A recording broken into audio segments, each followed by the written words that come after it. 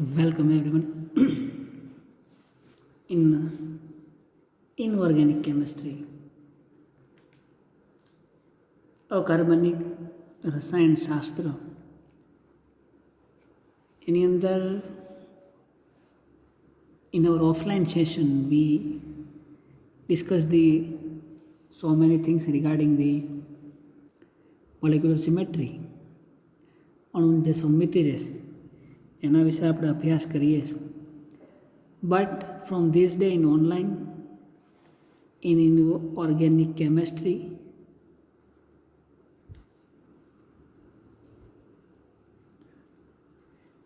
we have start our another topic, and that is the zero group elements, zero groups element.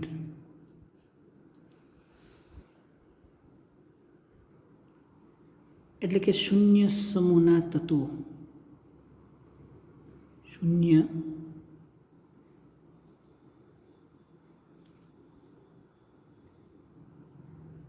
સમૂહના તત્વો. It means in periodic table there lies in P block element. આવર્ત કોષ્ટકની અંદર zero group elements એટલે તત્વોની જ્યારે વાત આવે ત્યારે આપણું સીધું ફોકસ જે છે એ અલ્ટિમેટલી ડાયરેક્ટલી અને ઇનડાયરેક્ટલી આવર્ત કોષ્ટક પર જ જવું જોઈએ. આવર્ત કોષ્ટકના ઇન્ટ્રોડક્શન અથવા તેની વાત કરું તો એની અંદર એસ, પી, ડી અને એફ એમ 4 વિભાગ આવેલા છે. 1 થી લઈને 7 સુધી આવર્ત આવેલા છે અને 1 થી લઈને 18 સમૂહો આવેલા છે. આ 3 જે મેજર ફેક્ટર જે છે, એક તો 4 વિભાગ એસ, પી, ડી, એફ 4 વિભાગ, 1 થી 7 આવર્ત અને 1 થી 18 સમૂહ. આ રીતે આવર્ત કોષ્ટકનું વર્ગીકરણ કરેલું છે. આ 4 વિભાગ જે છે એની અંદર અલગ અલગ વિભાગની અંદર ધાતુઓ, અર્ધધાતુઓ, અર્ધધાતુઓ એવા બધા એલિમેન્ટ્સ આવેલા હોય છે અને એમને એમના ગુણધર્મોને આધારે આ વિભાગની અંદર ડિસ્ટ્રીબ્યુટ કરવામાં આવે છે. પિરિયોડિક ટેબલ્સની પ્રોપર્ટીઝ આપણને ખબર છે. સો from our previous knowledge regarding the periodic table, the zero group elements are lies in the 18 group or moreover in the P block element. આવર્ત કોષ્ટકની અંદર જો શૂન્ય સમૂહના તત્વો એનો જો હું તમને સ્થાનની જો વાત કરું તો આવર્ત કોષ્ટકની અંદર પી વિભાગની અંદર 18મા સમૂહની અંદર P block and 18 group 18મા સમૂહની અંદર શૂન્ય સમૂહના તત્વો આવેલા હોય છે.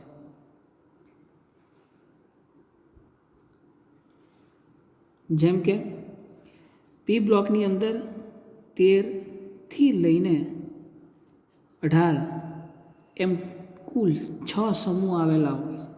હવે આ 6 સમૂહ એની અંદર આવેલા હોય છે એનું એક કારણ એ છે કે આપણને ખબર પી કક્ષક જે છે પી કક્ષકની અંદર 6 ઇલેક્ટ્રોન સમાઈ શકે છે.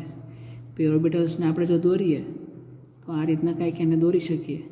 પી ઓર્બિટલ એની અંદર આ પી એક્સ, પી વાય, પી ઝેડ આ બધા જની અંદર 2 ઇલેક્ટ્રોન્સ આ રીતે ગોઠવાય અને કુલ 6 ઇલેક્ટ્રોન એની અંદર આવેલા હોય. એટલા માટે પી બ્લોકની અંદર 6 સમૂહ આવેલા છે. જનરલ ઇલેક્ટ્રોનિક કોન્ફિગરેશન ઓફ પી બ્લોકની ઇલેક્ટ્રોનિક રચનાની જો વાત કરું તો થશે NS2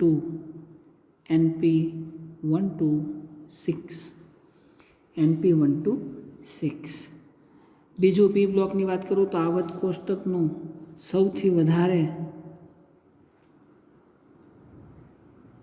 વિદ્યુત ઋણ તત્વ જે છે ફ્લોરિન એ પણ આ પી બ્લોકની અંદર આવેલું છે એવું પણ આપણે કહી શકીએ. સો આ પી બ્લોકની અંદર જ 18મા સમૂહની અંદર શૂન્ય સમૂહના તત્વો આવેલા હોય છે. બરાબર 0 ગ્રુપ એલિમેન્ટ આવેલા હોય છે. દાખલા તરીકે 18મા સમૂહની તરફ જો નજર કરીએ તો here you can see 18 group. તેમાં પહેલું જ તત્વ છે હિલિયમ, ત્યાર પછી નિયોન, આર્ગોન, ક્રિપ્ટોન, ઝેનોન અને રેડોન. આ જે કાંઈ એલિમેન્ટ્સ આવેલા છે એ બધા એલિમેન્ટને શૂન્ય સમૂહના તત્વો, આ જે 6 એલિમેન્ટ જે છે એમને નિષ્ક્રિય વાયુના સમૂહ તરીકે પણ આને ઓળખવામાં આવે છે. નિષ્ક્રિય તત્વો તરીકે પણ આને ઓળખવામાં આવે છે. નિષ્ક્રિય તત્વો એટલા માટે કહેવામાં આવે છે કે આ જેટલા એલિમેન્ટ છે બધા જ એલિમેન્ટની બાહ્યતમ કક્ષાની અંદર 8 ઇલેક્ટ્રોન સમાયેલા છે. બરાબર. આવત કોષ્ટકની જો આપણે વાત કરીએ તો આવત કોષ્ટકમાં પહેલું તત્વ જેવા ગુણધર્મ ધરાવે એવા જ ગુણધર્મ નીચેના બધાના હોય છે. તો પિરિયોડિક ટેબલ જનરલી 3 બાબતોને આધારે બનાવવામાં આવેલ છે આધુનિક આવત કોષ્ટક જે છે. એક કે પિરિયોડિક ટેબલ આવર્ત કોષ્ટક જે છે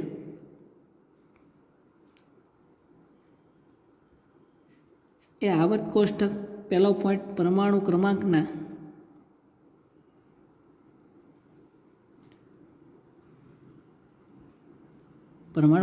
ચડતા ક્રમમાં ગોઠવાયેલું છે.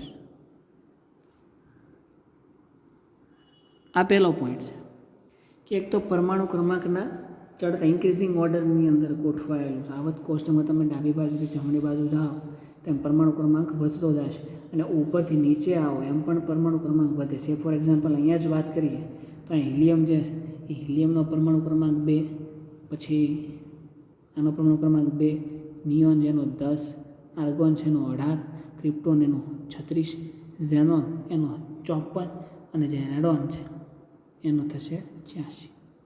So you can see here there is a increasing in the atomic number. પરમાણુ ક્રમાંકની અંદર ધીરે ધીરે વધારો થતો આપણને જોવા મળે છે. 2, 10, 18, 36, 54 અને 86.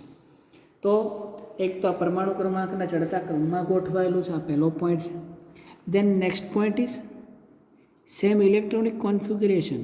સેમ ઇલેક્ટ્રોનિક કોન્ફિગ્યુરેશન એટલે કે ઇન ગુજરાતી ઇલેક્ટ્રોનિક રચના એમની ઇલેક્ટ્રોનિક રચના જે એ બધાની કેવી છે? સરખી છે. બધાની ઇલેક્ટ્રોનિક રચના સરખી છે અને બધાના ગુણધર્મો જે છે એ સેમ આપણને જોવા મળે છે. તો આ જે એની મુખ્ય બાબત જે આવત કોષ્ટકની છે એને આપણે આની અંદર એપ્લાય કરી શકીએ કે ફર્સ્ટ પોઈન્ટ પરમાણુ ક્રમાંકના ચડતા ક્રમમાં ગોઠવાયેલું એ અહીંયા જોઈ લીધું. હવે ઇલેક્ટ્રોનિક કોન્ફિગ્યુરેશનની જો વાત કરીએ, આપણે જે 18મો સમૂહ અથવા શૂન્ય સમૂહનો જે તત્વો છે એની ઇલેક્ટ્રોનિક કોન્ફિગ્યુરેશનની વાત કરીએ તો એ ઇલેક્ટ્રોનિક કોન્ફિગ્યુરેશન પણ સેમ જ આવે છે. દાખલા તરીકે હિલિયમ એનો પરમાણુ ક્રમાંક છે 2. ઇલેક્ટ્રોનિક કોન્ફિગ્યુરેશનની જો વાત કરું તો 1s2. હું આ જનરલ ઇલેક્ટ્રોનિક રચના જ લખીશ. ઓકે, હિલિયમ એના પછી નિયોન પરમાણુ ક્રમાંક છે 10. તો આની અંદર આપણે લખી શકીએ 1s2 પછી 2s2 2p6. આ તે ધીરે ધીરે આપણે આગળ વધતા જઈએ તો 10 ઇલેક્ટ્રોન માટે 1s2 2s2 2p6 6 અને 2 8 અને 2 10. નિયોન પછી એના પછી નીચે છે આર્ગોન 18 પરમાણુ ક્રમાંક એની ઇલેક્ટ્રોનિક રચના લખશો તો 1s2 2s2 2p6 3s2 3p6. At the and છેલ્લે આપણને મળશે અહીંયા 3s2 3p6. એના પછી જો વાત કરીએ આર્ગોન ક્રિપ્ટોન એની ઇલેક્ટ્રોનિક કોન્ફિગ્યુરેશન પરમાણુ ક્રમાંક 36. એમાં છેલ્લે આપણે જોવા મળશે 4s2 4p6. એના પછી જો વાત કરીએ ક્રિપ્ટોન ઝેનોનો પરમાણુ ક્રમાંક છે 54. એમાં રચના જોશું તો આપણને મળશે 5s2 5p6. અને છેલ્લે રેડોન એની ઇલેક્ટ્રોનિક કોન્ફિગ્યુરેશન 86 એલિમેન્ટ એ આપણે જોશું તો 1s 2s 2p3s એમાં આગળ વધતા છેલ્લે 6s2 6p6. ઇન શોર્ટ, આ જનરલ ઇલેક્ટ્રોનિક કોન્ફિગ્યુરેશન એની પરથી આપણે એવું કહી શકીએ કે પહેલા આવર્તમાં હિલિયમ છે એટલે 1s2, બીજા આવર્તની અંદર નિયોન છે એટલે 2s2, ત્રીજા આવર્તની અંદર આર્ગોન છે એટલે that's why 3s2 3p6, ચોથા આવર્તમાં ક્રિપ્ટોન છે, that's why 4s2 5s2 6s. General electronic configuration જો આપણે 18મા સમૂહની એટલે કે નિષ્ક્રિય વાયુની લખીએ તો આપણે લખી શકીએ ns2 np6 ns2 np6. આ જનરલ ઇલેક્ટ્રોનિક n એટલે કે નંબર ઓફ પીરિયડ્સ, એટલે કે એની અંદર જેટલા આવર્ત આવેલા છે એ આવર્તની સંખ્યા એટલે કે n. s ઓર્બિટલ અને p જે છે 6. You can see here n ની વેલ્યુ ધીરે ધીરે બદલાય છે 1 2 3 4 5 and 6, but p remains constant. p જે છે as it is રહે. You can see 2 s2 and p6. આ જનરલ ઇલેક્ટ્રોનિક કોન્ફિગ્યુરેશન છે, એમાં s2 અને p6 s2 p6 s2 it's a common. તો બધા જની આઉટર મોસ્ટ શેલની અંદર આપણને 6 + 2 8 6 + 2 8 6 + 2 8 6 + 2 8 6 + 2 8 એવી રીતના 8 ઇલેક્ટ્રોન જોવા મળે. એ 8 ઇલેક્ટ્રોન એની બાહ્યતમ કક્ષામાં હોવાથી 18મા સમૂહને આપણે નિષ્ક્રિય સમૂહ તરીકે ઓળખીએ. બીજું, એની અંદર જેટલા એલિમેન્ટ્સ આવેલા છે બધા જની ભૌતિક અવસ્થા જે એ આપણને વાયુ સ્વરૂપે જોવા મળે છે, એટલે આપણે એને નિષ્ક્રિય વાયુના સમૂહ તરીકે પણ ઓળખીએ છીએ. સો આ કોષ્ટકની અંદર if anybody can ask you give the some example of inert gases, ઇંગ્લિશમાં એને ઇનર્ટ ગેસીસ એવું કહેવામાં આવે. તો બીજું, આ ઇલેક્ટ્રોનિક કોન્ફિગ્યુરેશનને આધારે આપણે એમ પણ કહી શકીએ કે આઉટર મોસ્ટ શેલમાં 8 ઇલેક્ટ્રોન હોવાથી તેઓ કોઈ બંધ બનાવી શકતા નથી. અથવા તો આ બધા જ વાયુઓ જે ઇનર્ટ ગેસીસ, વાતો એમ કરતો કોઈ તમને એવું પૂછે એક્ઝામમાં અથવા તો કોઈ પણ regular give thee some example of inert gases. So these are the example of inert gases. નિષ્ક્રિય વાયુ 18મો સમૂહ જે છે એના ઘણા બધા નામ છે. આપણા ચેપ્ટરનું નામ જ છે પહેલું તો શૂન્ય સમૂહના તત્વો હોય, તો પહેલું નામ એ 18મો સમૂહ નિષ્ક્રિય વાયુનો સમૂહ, બરાબર, એવું આપણે કહી શકીએ. 0 ગ્રુપ એલિમેન્ટ. અચ્છા, તમને આ પ્રશ્ન મેં બી પણ કે સર આઉટર મોસ્ટ શેલની અંદર 8 ઇલેક્ટ્રોન છે, 6 + 2 6 + 2 8, અહીંયા પણ 6 + 2 8, તો પછી આપણે એને શૂન્ય સમૂહના તત્વો એવું કેમ કહીએ, બરાબર. સો એના માટે દેર ઇઝ નો એની કોઈ પરફેક્ટ એક્સપ્લેનેશન અથવા તો particular explanation is not behind this things, but you can observe the electronic configuration of 18 group. 18મા ગ્રુપનું તમે ઇલેક્ટ્રોનિક રચના તમે જુઓ તો એના આધારે આપણે એવું કહી શકીએ કે નિષ્ક્રિય વાયુના જે પરમાણુઓ જે છે એ સ્થિર ઇલેક્ટ્રોનિક રચના ધરાવે છે. ઇટ મીન્સ કે અહીંયા આઉટર મોસ્ટ શેલમાં 8 ઇલેક્ટ્રોન છે, એટલે કે they can not form bond. બાહ્યતમ કક્ષામાં 8 ઓક્ટેટના નિયમનું પૂરેપૂરું ચુસ્તપણે પાલન કરે કે બાહ્યતમ કક્ષામાં 8 છે. It means it can possessing a stable electronic configuration. Sorry for that. Yes, સ્થિર ઇલેક્ટ્રોનિક કોન્ફિગ્યુરેશન ધરાવે છે, બરાબર. તો કોઈ પણ તત્વની જે XYZ આ 6માંથી કોઈ પણ તત્વને લઈ લે એની બાહ્યતમ કક્ષામાં બેલેન્સ શેલ જેને કહીએ સંયોજકતા કોષ, એની બહારની કક્ષામાં 2 8 8 18 18 32 ઇલેક્ટ્રોન રચના હોય છે. એ તો આપણે ડીપમાં અહીંયા જોઈએ નથી, પણ હું જે બોલું કે અહીંયા આગળ 1s2 2s2 આગળ બધા લગાડીએ તો આપણને જોવા મળે છે કે પહેલી કક્ષામાં 2, એના પછી 8, વળી પાછા 8, એના પછી 18, એ રીતના આપણને કન્ટિન્યુઅસ ઇલેક્ટ્રોનનો ઓર્ડર જે આપણે જે સામાન્ય ઇલેક્ટ્રોનિક રચના લખીએ કે પહેલી કક્ષકમાં 2 ઇલેક્ટ્રોન, બીજી કક્ષકમાં 8, એવી રીતના આપણને જોવા મળે છે. તો એનાથી આપણે એવું કહીએ કે એની અંદર જે બાહ્યતમ કોષ જે છે એ કમ્પ્લીટલી ભરાયેલો છે, સંપૂર્ણ ભરાયેલો છે. અને તત્વની જે આ પ્રકારની ઇલેક્ટ્રોનિક રચના જે છે એ સૌથી વધારે સ્થાયી હોય છે. અને જેટલા તત્વો આની અંદર આવેલા છે એ બધા જ તત્વોની સંયોજન બનાવતી વખતે આ ઇલેક્ટ્રોનિક રચના જે છે એ મેળવવાનો ટ્રાય કરે છે, જેને આપણે EAN રૂલ એવું કહીએ છીએ, effective atomic number rule. It means કે પિરિયોડિક ટેબલની અંદર આ જે 18મો સમૂહ જે છે, પિરિયોડિક ટેબલમાં 18મા સમૂહની આગળના જેટલા તત્વો છે એમાંથી સ્પેશિયલી ડી બ્લોક એલિમેન્ટ, ખાસ કરીને ડી વિભાગના તત્વો કે જેને આપણે સંક્રાંતિ તત્વો કહીએ છીએ, એ સંક્રાંતિ તત્વ transition element may be possessing the tendency to get the large number of electrons rather than the octet rule. It means કે ડી કક્ષકના ડી વિભાગના જે તત્વો છે એ બધા તત્વો અષ્ટકના નિયમનું પાલન કરતા નથી, but they are following the EAN rule. એ લોકો ઇફેક્ટિવ એટોમિક નંબર રૂલ્સને ઓબે કરે છે. એનો મતલબ કે એની પડોશનો જે નિષ્ક્રિય વાયુ છે, ફોર એક્ઝામ્પલ 2D શ્રેણીની વાત કરો, સ્કેન્ડિયમથી લઈને ઠેઠ સિંક સુધી વયા જાય, તો એની સામે એક્ઝેક્ટ જો કોઈ તત્વ આવતું હશે તો ક્રિપ્ટોન આવતું હશે. ક્રિપ્ટોનની બાહ્યતમ કક્ષામાં 36 ઇલેક્ટ્રોન હોય છે. તો આ સાઈડના જેટલા તત્વો છે એ બધા જ તત્વોની આ એલિમેન્ટની એના ઉપર અસર થાય છે. They are try to get the 36 electron in the outermost shell. Because હું ઘણીવાર એવું કહું છું કે આ લોકોની ઈચ્છા એવી છે ડી વિભાગના તત્વોની કે જો એની બાહ્યતમ કક્ષાની અંદર 36 ઇલેક્ટ્રોન આવી જાય then and then they can be a stable, but they don't have an idea. Just in our language, okay, આપણી ભાષામાં સમજીએ કે આ લોકોને 36 ઇલેક્ટ્રોન આ એની પાડોશનો નિષ્ક્રિય વાયુ છે. So it maybe looks like that 36, if they got the 36 electron in their outermost shell, then can be a stable. But ઓક્ટેટના રૂલ્સ દ્વારા પણ 8 ઇલેક્ટ્રોન હોય તો પણ એ સ્ટેબલ થઈ શકે, but they are following not octet, they are following the EAN. અને EAN effective atomic number રૂલને આધારે ત્યાં જે સંયોજન બને છે એને આપણે કોમ્પ્લેક્સ તરીકે ઓળખીએ છીએ, બરાબર.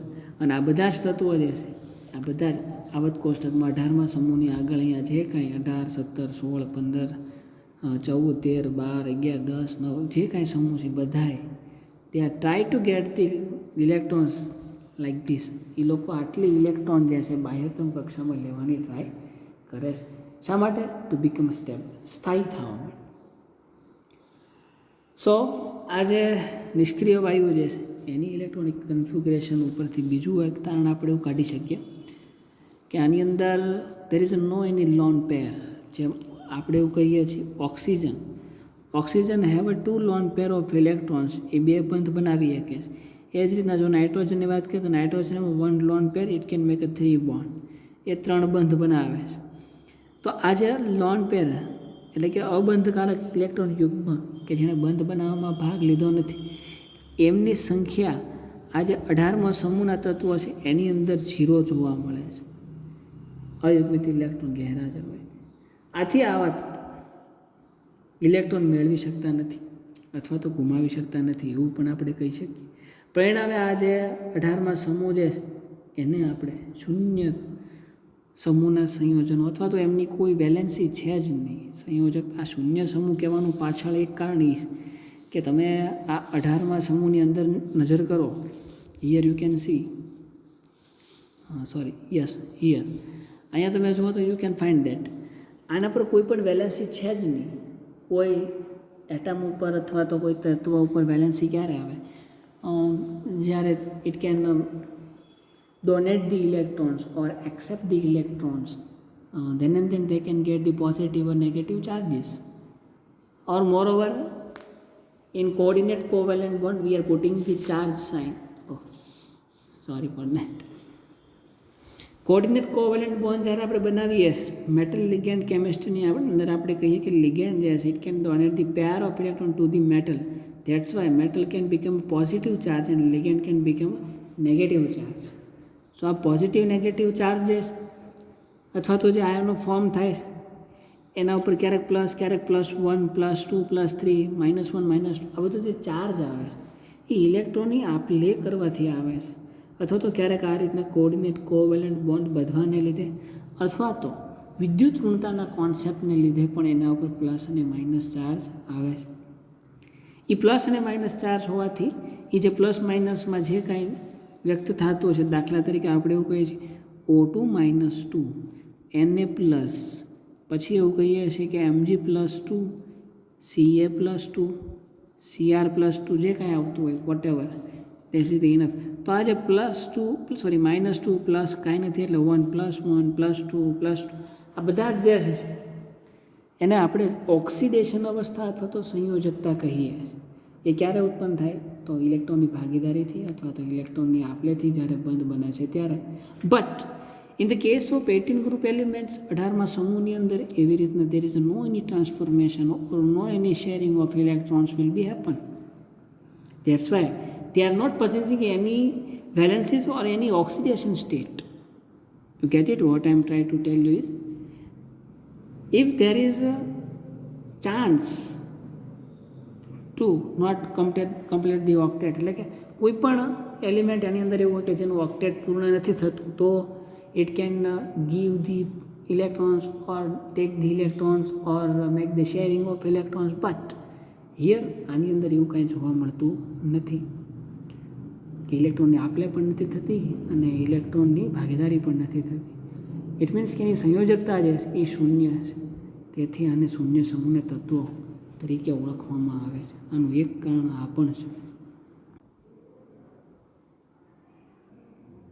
આમ ઇલેક્ટ્રોનિક રચનાને આધારે એને શૂન્ય સમૂહના તત્વો તરીકે પણ ઓળખાય છે. બીજું આપણે કેવું હોય તો એવું કહી શકીએ કે જે સમૂહ 1 થી લઈને 17 ફ્રોમ 1 to 17 સમૂહ 1 થી લઈને 17 સુધીના જે તત્વોનો આખો સમૂહ જે છે એને આપણે પ્રબળ ધન વિદ્યુત તત્વો તરીકે ઓળખીએ અને પ્રબળ ઋણ વિદ્યુતમય તત્વો તરીકે પણ ઓળખીએ છીએ. કારણ કે 17મો સમૂહ જે છે હેલોજન ફેમિલી, એ 17મા સમૂહની અંદર શરૂઆત ફ્લોરિનથી થાય છે. You C, fluorine, chlorine, bromine, iodine, એટલે આ બધા જ તત્વો જે છે એ વિદ્યુત ઋણમય તત્વો છે. આવત કોષ્ટકનું સૌથી વધારે વિદ્યુત ઋણ તત્વ કોઈ હોય તો એ ફ્લોરિન છે. બરાબર? તો ઇટ મીન્સ કે 18મા સમૂહની આગળ જે છે એ બધા જ તત્વોને પ્રબળ ધનમય અથવા તો પ્રબળ વિદ્યુત ઋણમય તત્વોની અંદર આપણે એને વિભાજિત કરી શકીએ છીએ.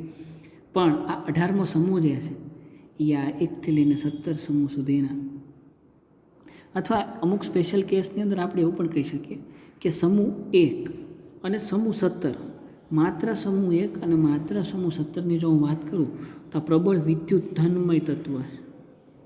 વિદ્યુત ધનમય તત્વો છે. અને આ જે 17મો સમૂહ જે છે એ 17મો સમૂહ જે છે એ પ્રબળ વિદ્યુત ઋણમય તત્વ છે. વિદ્યુત ઋણ તત્વો એટલે કે એમની વિદ્યુત ઋણતા જે છે એ વધારે જોવા મળે છે, જ્યારે આની વિદ્યુત ઋણતા આપણને ઓછી. ઇટ મીન્સ કે they have a tendency to donate the electrons. બરાબર? ઇલેક્ટ્રોનને દાન કરવાની વૃત્તિ ધરાવે. સમૂહ 1ની અંદર જો વાત કરીએ, sodium, lithium, potassium, rubidium, caesium, francium, calcium, આ બધા જે છે એની ટેન્ડન્સી જે છે to donate the electrons. Okay, sorry.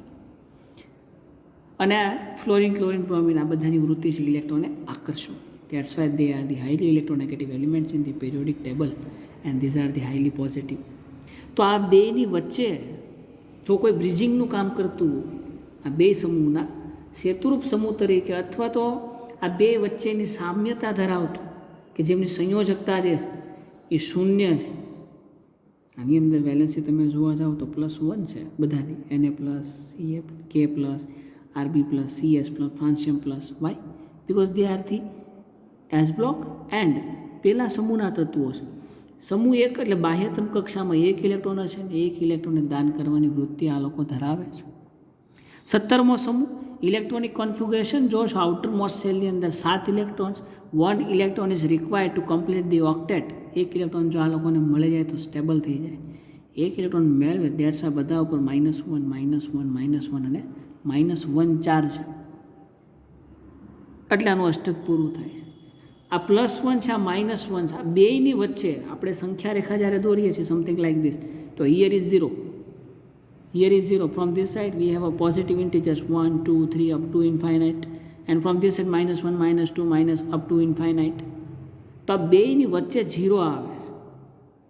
It means કે આ બે સમૂહના સેતુરૂપ સમૂહ તરીકે જો કોઈ સમૂહ ધરાવતો હોય તો એ 18મો સમૂહ છે, જેમની સંયોજકતા જે છે એ આપણને શૂન્ય જોવા મળે છે. અહીંયા +1, અહીંયા -1 અને 18મા સમૂહની 0.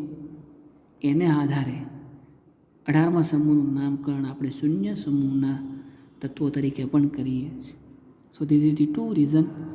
આ 2 કારણોથી આપણે એવું સમજાવી શકીએ કે આમને શૂન્ય સમૂહના તત્વો તરીકે શા માટે ઓળખવામાં આવે છે. દેન નેક્સ્ટ પોઈન્ટ જે છે એ જે છે આયનીકરણ enthalpy.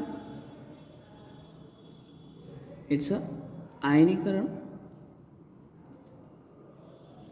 enthalpy. And what is that?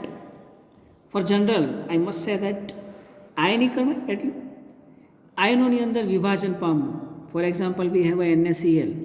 એનું તમે આયનીકરણ કરો તમને 2 આયનો મળશે, Na++, Cl નેગેટિવ. આવા 2 આયનોમાં રૂપાંતર થવાની ક્રિયા પોઝિટિવ અને નેગેટિવ, જેને આપણે આયનીકરણ તરીકે ઓળખીએ. આ સંયોજનનું આયનીકરણ કરવા માટે જે કાંઈ એનર્જી, એનો મતલબ આના વચ્ચે જે કંઈ બંધ હશે એ બંધ તોડવા માટે આપણે જે ઉર્જા એને આપીએ છીએ એ ઉર્જાને સમાનાર્થી શબ્દ એન્થાલ્પી તરીકે દર્શાવવામાં આવે. તો આયનીકરણ એન્થાલ્પી જે છે એ 18મા સમૂહનું કેવું બિહેવિયર ધરાવે છે. તો there is no any deep discussion is there, very simple discussion is must there કે 18મા સમૂહના જેટલા તત્વો છે એની બધાની ઇલેક્ટ્રોનિક રચના જે છે સ્ટેબલ છે. દે આર ધી સ્થાયી સ્ટેબલ electronic configuration,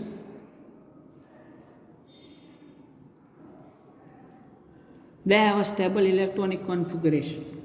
ઇલેક્ટ્રોનિક રચના એમની સ્થાયી છે. એને લીધે આ જેટલા વાયુઓ જે છે એ સાથે 7 વાયુઓ ઊંચી આયનીકરણ એન્થાલ્પી ધરાવે છે. જોકે ઓલ તો આપણને એટલી ખબર છે કે સમૂહમાં ઉપરથી નીચે આવતા જાય એમ પરમાણુનું કદ જે છે ધીરે ધીરે વધતું જાય છે. બરાબર, પરમાણુય કદ જે છે એ વધતું જાય છે. જેમ એ કદ વધતું જાય એમ આયનીકરણ એન્થાલ્પીનું મૂલ્ય ઘટતું જાય છે. Why? For example we have helium. આપણને ખબર છે સમૂહની અંદર હિલિયમ, એના પછી neon, okay, argon, krypton, xenon અને રેનોન. બરાબર, ઉપરથી નીચે આવો એટલે આ બધાના પરમાણુ ક્રમાંક ધીરે ધીરે વધતા જાય છે. એનો મતલબ હિલિયમનું ન્યુક્લિયસ કંઈક આવું હશે. એની પછી આગળ તમે આવો નિયોન, એનું ન્યુક્લિયસ જે છે કંઈક આવું હશે. એના પછી આર્ગોનની આગળ આવો તો આર્ગોનનું ન્યુક્લિયસ કંઈક આવું હશે. એના પછી ક્રિપ્ટોન, એ ક્રિપ્ટોન જે છે ક્રિપ્ટોનનું ન્યુક્લિયસ કંઈક આવું હશે. એના પછી આગળ ઝેનોન, એનું ન્યુક્લિયસ કંઈક આવું, રેડોન, એનું ન્યુક્લિયસ આ બધા કરતાં વધારે હશે. You C the difference. જેમ જેમ પરમાણુ ક્રમાંક વધતું જાય છે એમ એની સાઇઝ જે છે એ ધીરે ધીરે ઇન્ક્રીઝ થતી જાય છે, વધતી જાય છે. તો બહુ સરળ વાત છે.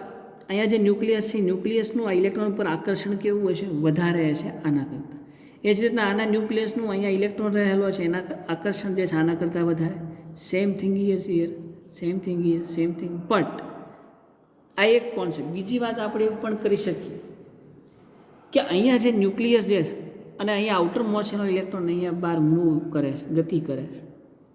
એનો મતલબ અહીંયા ન્યુક્લિયસની અંદર પોઝિટિવ ચાર્જ, આ ઇલેક્ટ્રોનનો નેગેટિવ ચાર્જ, આ બે વચ્ચે આકર્ષણ જે છે એ બહુ ઓછું હોય છે.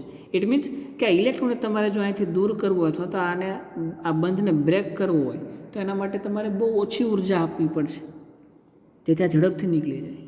પણ અહીંયા ઇલેક્ટ્રોન, અહીંયા પ્રોટોન અંદર છે ને આઉટર મોસ્ટ શેલમાં 12 ઇલેક્ટ્રોન્સ, એ પોઝિટિવ નેગેટિવ વચ્ચે અંતર ઓછું, તેથી સ્ટ્રોંગ બોન્ડિંગ જોવા મળે છે, પ્રબળ. તો એને તોડવા માટે it's require more energy as compare this atom. આ એટમ કરતાં આની અંદર આપણે ઉર્જા જે છે એ વધારે આપવી પડશે. બિકોઝ ન્યુક્લિયસનું સાઇઝ, એનું કદ જે છે એ નાનું જોવા મળે. તો આપણે એવું કહી શકીએ કે આયનીકરણ એન્થાલ્પી જે છે એમના મૂલ્ય જો કે ઘણા ઊંચા હોય છે 18મા સમૂહ માટે, પણ ઉપરથી નીચે જેમ આવે, મેં ભલે અહીંયા આ રીતના લખ્યું પણ ખરેખર તો આમ અપ ટુ ડાઉન છે ને, helium, neon, argon, krypton, xenon ને રેડોન, આ રીતે. તો જેમ જેમ કદ વધે એમ પરમાણુય સાઇઝ વધે એમ અહીંયા આયોનિક રેડિયસ અથવા તો એટમનું ન્યુક્લિયસ અને ઇલેક્ટ્રોન બેની ત્રિજ્યા વધે. ત્રિજ્યા વધે તો આયનીકરણ એન્થાલ્પી જે છે એ ઘટે છે. હવે આયનીકરણ એન્થાલ્પી ઘટે ઇટ મીન્સ કે આને છે four example we have a sodium, કોઈ પણ બંધ છે હાઇડ્રોજન એન્ડ ક્લોરિન, આ બોન્ડ લેન્થ જો બહુ વધારે હોય, આપણે કોઈ એક જનરલ વાત કરી, એ બોન્ડ બી, આ બે વચ્ચેનું અંતર વધારે છે તો આ બંધ તોડવા માટે મારે બહુ ઓછી ઉર્જા આપવી પડશે.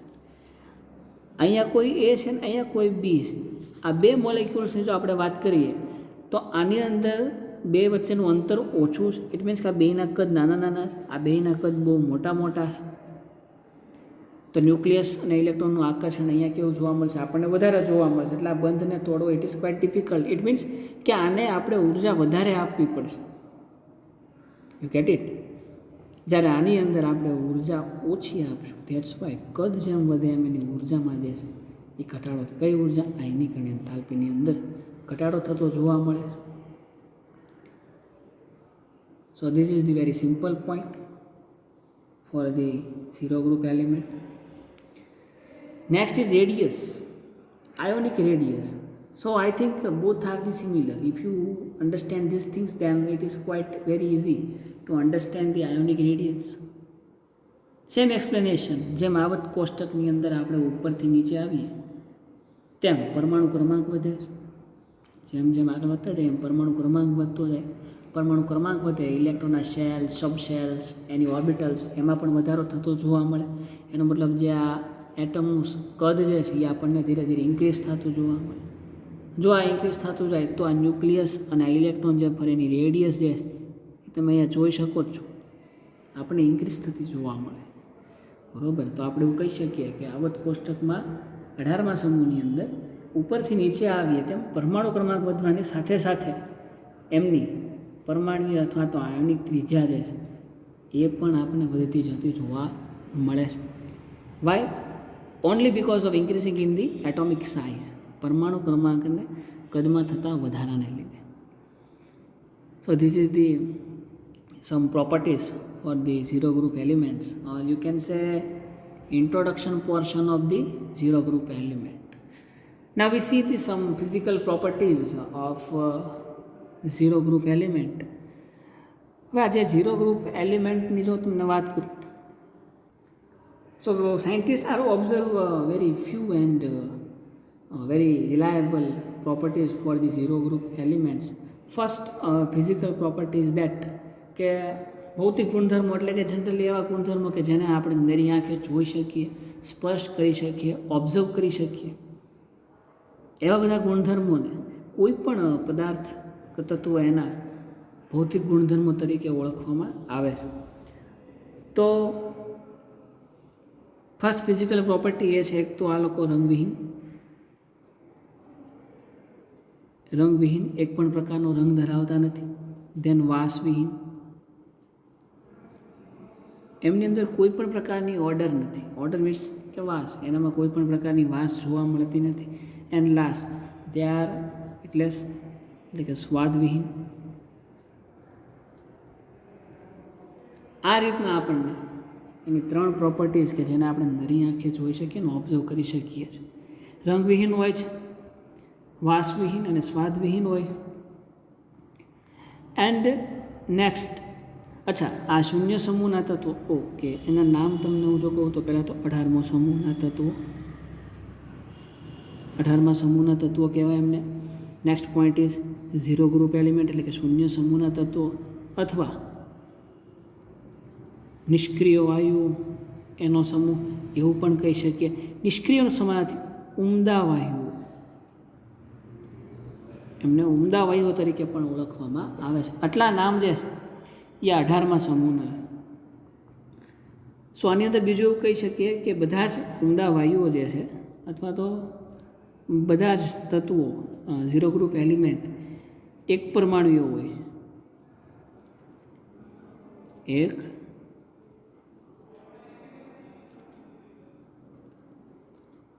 why give the explanation. Okay, say for example we have a chlorine. આપણે ગેસિયસની વાત થાય છે. ઓકે, આ આપણે શબ્દ વાપરો છે, અચ્છા નથી વાપરો, સોરી ફોર દેટ. બધા જ એટલે કે ઇટ મીન્સ કે 18મા સમૂહના જેટલા તત્વો છે એ બધાની ફિઝિકલ પ્રોપર્ટી પહેલી જ કઈ છે? બધા કઈ અવસ્થામાં અસ્તિત્વ ધરાવે? તો કે વાયુ અવસ્થામાં. સો વાયુ અવસ્થા હોય તો જનરલી આપણને એવી ખબર છે કે વાયુ જે છે એ એક પરમાણુ હોતા નથી. ફોર એક્ઝામ્પલ ક્લોરીન જે છે ગેસ છે, પણ એ Cl ક્યારે અસ્તિત્વ નહીં ધરાવે, એ હંમેશા Cl2 સ્વરૂપે અસ્તિત્વ ધરાવે. કેમ? વાય? યુ કેન સી, જ્યારે વિઘટન થશે આપણને મળશે Cl + Cl. જોકે આવું હોતું નથી, પણ આ તો જસ્ટ ફોર અવર અન્ડરસ્ટેન્ડિંગ. આ ક્લોરીન જે છે, આ ક્લોરીનની બાહ્યતમ કક્ષાની અંદર 7 ઇલેક્ટ્રોન 1 2 3 4 5 6 અને આ 7. આ ક્લોરીનની બાહ્યતમ કક્ષામાં 7 ઇલેક્ટ્રોન 1 2 3 4 5 6 એન્ડ 7. Cl2 જે છે 2 ક્લોરીન જોડાઈને આ રીતના એક ઇલેક્ટ્રોનની ભાગીદારી કરે એટલે 2 4 6 અને 8 એટલે આનું અષ્ટક જે છે એ પૂરું થઈ જાય છે. એ જ રીતે 2 4 6 અને અહીંયા 8 એ જ રીતના આનું અષ્ટક પૂરું થઈ જાય છે. It's a stable configuration. That's why chlorine જે છે હંમેશા Cl2 સ્વરૂપે રહે ગેસિયસ ફોર્મની અંદર. એક કારણ Cl2 સ્વરૂપે રહેવાનું છે two get the stability, stable થવા માટે એક પોઈન્ટ આ છે. બટ વાયુ છે ને સ્ટેબલ થવા માટે આ રીતના રચના કરે છે. પણ જે અહીંયા આપણી પાસે જે છે helium, neon, argon, krypton, xenon એ બધાની આઉટર મોસ્ટ શેલની અંદર પહેલેથી જ 8 ઇલેક્ટ્રોન્સ, એટલે એ લોકો પહેલેથી જ સ્ટેબલ છે. અને હમણાં આગળ વાત કરી કે they are not make any bond, કોઈ પણ પ્રકારનો બંધ જે છે એ લોકો બનાવતા નથી કારણ કે એમનું અષ્ટક પુરુષ અને એમની બાહ્યતમ કક્ષામાં એક પણ ઇલેક્ટ્રોન જે છે અયુગ્મિત નથી. બરોબર. So 8 electron, so they are not make a bond from with any elements. That's why એ લોકો પહેલેથી જ સ્ટેબલ છે. એટલે આ બધા એક આણવીય, આને ડાયએટમ કહેવાય. અહીંયા જે ક્લોરીન છે ડાયએટમ. એક એટમ બીજો એટમ, 2 એટમ ભેગા થઈને 2Cl એટલે કે ડાયએટમ. બરાબર. But here is they are the mono atomic એટલે કે એક પરમાણુય હોય છે. આ જે પોઈન્ટ આપણે જે લખ્યો છે એનું જસ્ટિફિકેશન અથવા એક્સપ્લેનેશન કહી શકાય. દેન થર્ડ પોઈન્ટ ઇઝ દેટ કે આ જેટલા જ વાયુઓ છે 18મા સમૂહના એ બધા જ પાણીની અંદર અલ્પદ્રાવ્ય હોય છે. પાણીમાં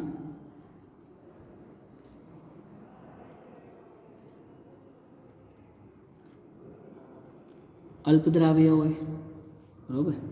જનરલી ઓક્સિજન જેટલો પાણીમાં 4% ડાયલ્યુટ છે, કમ્પ્લીટલી કહી શકાય પણ ન પણ કહી શકાય એની જેમ. But here is they are the ઇનસોલ્યુબલ in the water. Next point is that helium જે છે, હિલિયમનો જોકે જનરલી આપણે પીજી લેવલે લેબોરેટરીઝની અંદર ઉપયોગ આપણે કરતા નથી. બટ અમુક હાઈ પ્રોફાઇલ લેબ્સ હોય કે જેની અંદર રિસર્ચ અથવા તો બીજું કોઈ પણ કામ થતું હોય ત્યારે જે એ લેબની અંદર જે હિલિયમનો ઉપયોગ કરવામાં આવે છે એ હિલિયમ જે છે એ સૌથી વધુ સામાન્ય પદાર્થો જેમ કે રબર, કાચ અથવા પ્લાસ્ટિકમાંથી પ્રસરણ પામવાનો ગુણ ધરાવે છે એવા હિલિયમનો ઉપયોગ કરીએ. એટલે કે લેબમાંથી આસાનીથી પાસ થઈ શકે. અથવા કોઈ પણ વેસલ જેમ કે બહુ સાંદ્ર અથવા તો પ્યોર એસિડ હોય તો એને આપણે પ્લાસ્ટિકની બોટલ્સની અંદર રાખી શકતા નથી. બરાબર. પણ જો એને થોડી ઘણી અશુદ્ધિ રહેલી હોય તો એને અશુદ્ધિ ઇટ મીન્સ કે બીજા કોઈ પણ ક્ષાર અથવા તો મિનરલ્સ એની અંદર આવી ગયા અથવા તો વોટર કન્ટેન્ટ એની અંદર વધારે હોય એ બધા જો વધી જાય તો it is not stay in the concentrate form, it is convert in the dilute form. મંદ દ્રાવણની અંદર પરિવર્તન પામે છે. તો જ્યારે કોન્સન્ટ્રેટ એટલે સાંદ્ર દ્રાવણ હોય એની અંદર જો થોડી ઘણી પણ આવી અશુદ્ધિ હોય તો એને આપણે પ્લાસ્ટિકની બોટલ્સની અંદર અથવા કેનની અંદર સ્ટોર કરી શકીએ છીએ. બટ હાઈલી કોન્સન્ટ્રેટ હોય તો એને આપણે એમાં સ્ટોર કરી શકતા નથી. સેમ થિંગ હિલિયમ જે છે આ બધી જ વસ્તુઓમાંથી પ્રસરણ પામવાનો ગુણધર્મ ધરાવે છે. સો હિલિયમની વાત હતી. બીજું એક last but not least very important property જે છે પ્રવાહીકરણ અથવા તો નિસ્યંદન. એ બે પદ્ધતિઓને આધારે આપણે અહીંયા જે કંઈ પણ વાયુઓનું વાત કરીએ છીએ helium, neon, argon, krypton, xenon, radon એ બધા જ નિષ્ક્રિય વાયુઓ જે છે એને આપણે મેળવી શકીએ. પ્રવાહીકરણ ઇટ મીન્સ કે લિક્વિફિકેશન. બરાબર. લિક્વિફિકેશન આપણે ઘણી બધી રીતે કરી શકીએ છીએ. I must say that from solid to liquid or from gas to liquid. બરાબર. ઘન પદાર્થમાંથી પ્રવાહીની અંદર રૂપાંતર અથવા તો વાયુ પદાર્થમાંથી પ્રવાહીની અંદર રૂપાંતરણ થવાની જે ઘટના એને આપણે પ્રવાહીકરણ તરીકે ઓળખીએ છીએ. સો આવી કોઈ પ્રવાહીકરણ પદ્ધતિ અથવા તો ડિસ્ટિલેશન નિસ્યંદનની જે પદ્ધતિ એને આધારે આપણે અહીંયા જે ડિસ્કસ કરીએ છીએ હિલિયમ, નિયોન, આર્ગોન, ક્રિપ્ટોન એ બધા વાયુઓને આપણે મેળવી શકીએ. So these are the some common and general property physical properties of 18 group elements. Now see the some application portion.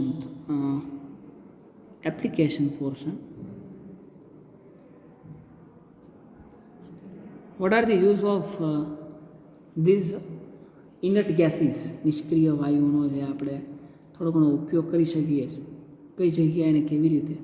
So first point, આપણે બધાએ મેળાની અંદર બલૂન્સ તો જોયેલા જ છે, અથવા તો આપણા ગુજરાતની અંદર જે કાઇટ ફેસ્ટિવલ જે ઉજવવામાં આવે છે 14 જાન્યુઆરીએ, એટ દેટ ડે આપણે બધામાંથી ઘણા મિત્રો એવા છે આખો દિવસ પતંગ ઉડાડીને છેલ્લે જે ગુબ્બારાવાળી અથવા તો તુક્કલ જે કાંઈ પણ કહેતા હોય એની સાથે સાથે ગુબ્બારાઓને પણ આકાશની અંદર છોડે છે. એન્ડ they are get મોજ, a very enjoyable moment that is. પણ એ જે તમે જે ગુબ્બારા જે લાવો છો જેનો અલગ અલગ આકાર, અમુક હાર્ટ શેપની અંદર, અમુક સ્પેરિકલ હોય છે, અમુક પછી કોઈ વેરિયસ કેરેક્ટર ઉપરના ગુબ્બારા હોય છે, એ ગુબ્બારાઓને અવકાશમાં જ્યારે ફ્રી કરવામાં આવે છે ત્યારે એની અંદર હિલિયમ વાયુ જે છે એ ભરેલો હોય, કારણ કે એ બહુ જ હલકો છે. એ હલકો હોવાથી અવકાશમાં સરળતાથી મૂવ કરી શકે છે પવન સાથે. બાકી તમે વિચારો કે આપણે જે ઘરે પાર્ટી માટે જે ફુગ્ગા અથવા તો જે કાંઈ બલૂન્સ લાવીએ છીએ એની અંદર તમે આપણા માઉથ વડે અથવા તો બીજી કોઈ પણ ઇન્સ્ટ્રુમેન્ટ વડે એર ભરી દો, હવા ભરી દો, તો અમુક ટાઈમ પછી એમાંથી ધીરે ધીરે હવા જે છે આપોઆપ રિલીઝ થઈ જાય અને આટલો બધો હવાની અંદર ટ્રાવેલ નહીં કરી શકે જેટલો ઓલો હિલિયમ વાયુ ભરેલા બલૂન્સ કરે, બરાબર. સો એ જે એવા ફુગ્ગાઓ કે જે અવકાશમાં ટ્રાવેલ કરી શકે અને એનો ઉપયોગ હવામાનની જાણકારી લેવા માટે કરી શકાય એમની અંદર, અથવા એવા બલૂન્સ કે જેને આજે આપણે વેધર રિપોર્ટ વિશે કાંઈ પણ જાણી શકીએ, હવામાન વિશે કાંઈ પણ અવલોકન કરવા હોય તો જે ગુબ્બારા અથવા તો બલૂન્સ વપરાય એની અંદર હિલિયમ વાયુ ભરવામાં આવે છે. સો આ હિલિયમનું એક major and very useful application છે. બીજું, હિલિયમનો ઉપયોગ જે છે એ ન્યુક્લિયર ભઠ્ઠીની અંદર કરવામાં આવે છે. When we are study the nuclear chemistry, at that time I discuss the very deeply for helium. આ જે છે એનો રેડિયો એક્ટિવ એલિમેન્ટ તરીકે ન્યુક્લિયર ભઠ્ઠીની અંદર ઉપયોગ કરવામાં આવે છે. So at present session we are not discussing so many things regarding the helium as a radioactive element in nuclear system, but I am leaving that sentence on here that just કે હિલિયમનો ઉપયોગ બસ nuclear ભઠ્ઠીની અંદર કરવામાં આવે. શા માટે, કેવી રીતે, એ બધું આપણે ન્યુક્લિયરની અંદર જોઈશું. So this is the another application of the helium. Next, and that is for the neon. હિલિયમની એક્ઝેક્ટ નીચે નિયોન છે. હવે આપણે એવું કહીએ છીએ કે જેવું ગુણધર્મો પહેલી જ એલિમેન્ટ ધરાવતો એવા બધા જ ગુણધર્મો જે છે એ નીચેના બધા જ તત્વોના હોઈ શકે. પણ અહીંયા નિયોનનો ઉપયોગ જે આપણે ફોટો ઇલેક્ટ્રિક અસર જે ભણીએ, એ ફોટો ઇલેક્ટ્રિક અસરમાં આપણે એવું કહેતા હતા કે શૂન્યાવકાશ કરેલી નળી કે જેની અંદરથી લાઇટને આપણે પાસ કરીએ અને કોઈ ધાતુની પ્લેટ ઉપર પડે ને એમાંથી જે કાંઈ સ્કેટરિંગ અથવા તો રિફ્લેક્શન જે કાંઈ પણ થવાની ઘટના ઘટે, એવી નળી કે જેની અંદર આપણે શૂન્યાવકાશ રાખવાનું છે. ઇટ મીન્સ કે there is no any charge, no any gaseous molecules. કોઈ આની અંદર વાયુ આપેલા હોય તો એના પર ચાર્જ હોય ને. દાખલા તરીકે વાતાવરણમાં ઓક્સિજન છે, નાઇટ્રોજન છે, તો ઓક્સિજન પર -2 છે, નાઇટ્રોજન ઉપર મે બી +1 +2 -2 હોઈ શકે, ચાર્જ હોઈ શકે. ઇટ મીન્સ તો કોઈ પણ વાયુ ન હોય તો એને આપણે જનરલી આપણી ભાષામાં શું કહીએ? શૂન્ય અવકાશ કહીએ. ઇટ મીન્સ કે ત્યાં કોઈ પણની હાજરી નથી, કોઈ પણ વસ્તુની, તો એની અંદર ચાર્જ આપણે જોવા મળવાના જ નથી. તો આવી જે કાંઈ વીજભાર રહિત નળીઓ હોય છે તેની અંદર નિયોનનો ઉપયોગ કરવામાં આવે તો create the vacuum.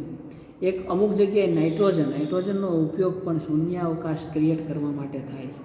Liquid nitrogen જે આવે છે એનો ઉપયોગ અમુક મહદઅંશે. બીજું નિયોનનો એક ઉપયોગ છે કે જ્યારે કોઈ પણ એડવર્ટાઇઝમેન્ટ થિંક હોય છે. For example, I have one book here, મારી પાસે એક બુક છે, એની અંદર એ પ્રોડક્ટનું ડિસ્ક્રિપ્શન આપેલું છે. You can see here go green and Dhaval product Ahmedabad.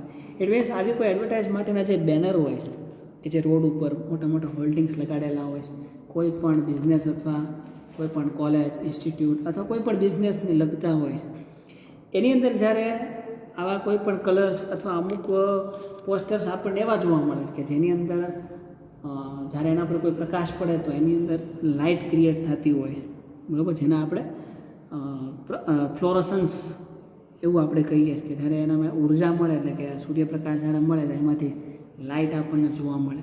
જેમ આપણે રોડ ઉપર રાત્રે ટ્રાવેલિંગ કરતા હોય ત્યારે જે એરોઝ બધા આવે છે રાઈટ સાઈડ, લેફ્ટ સાઈડ અથવા તો સ્પીડ બ્રેકર્સના, એ જે બધા એરોઝ જે છે એ બધા એરોઝ ઉપર જ્યારે આપણી વ્હીકલની લાઇટ પડે છે ત્યારે એની અંદર પ્રકાશ જોવા મળે. That's why we can see them very properly, એટલે આપણે એને બહુ સરળતાથી જોઈ શકીએ છીએ, બરાબર.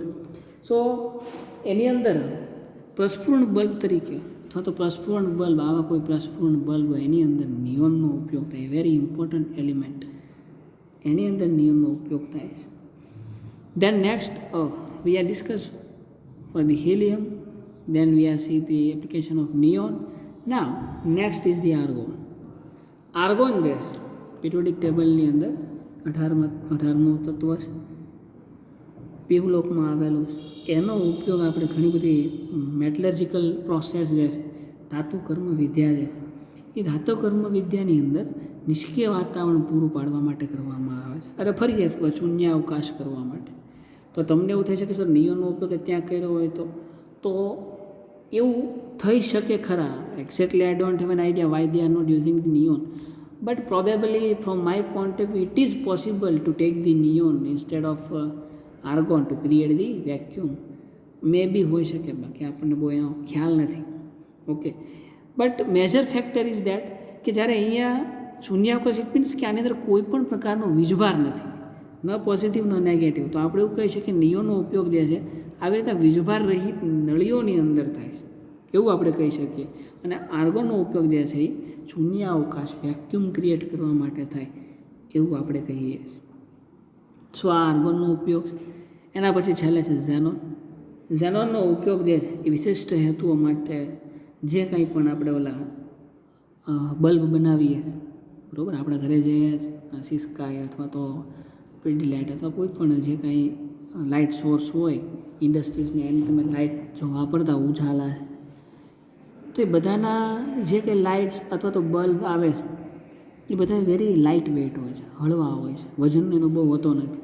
જેમ કે એનો એક એવું પણ કહી શકીએ કે જે પોલિમર ઇન્ડસ્ટ્રીઝ જે છે એનો પણ અગત્યનો ફાળો છે. સે ફોર એક્ઝામ્પલ આ મારા સ્પેક્સ જે છે, આ ચશ્મા જે છે એ ભૂતકાળની અંદર ગ્લાસના બનતા, કાચના, પણ at present scenario they are make this glass from the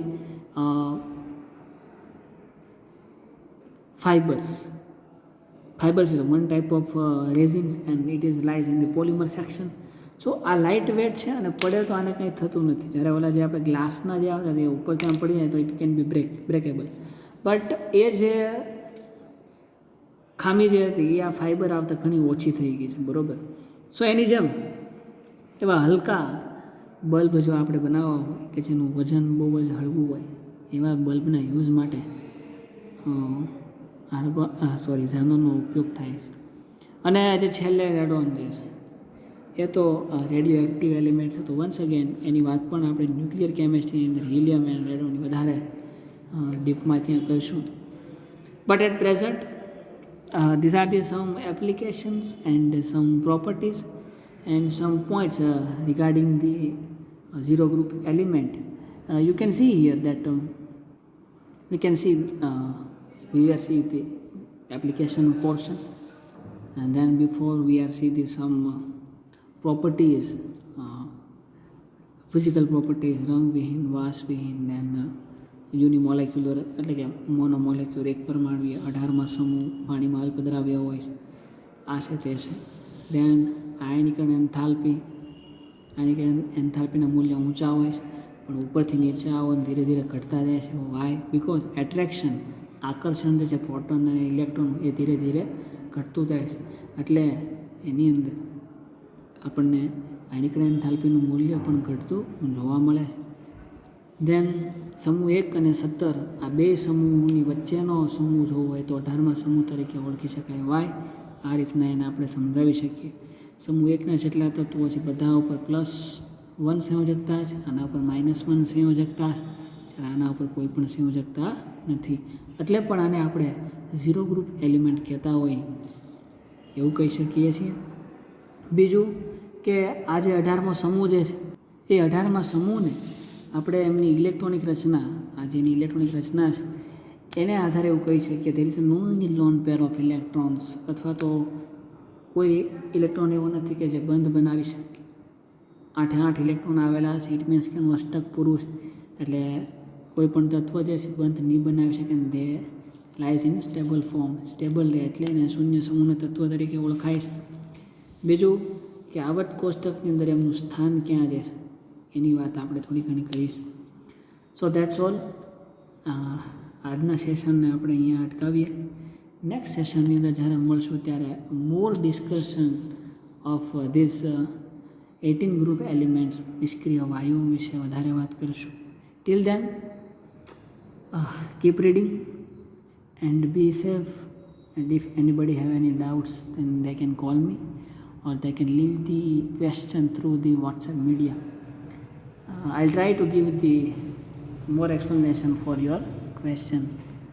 So thank you. We will meet in next session.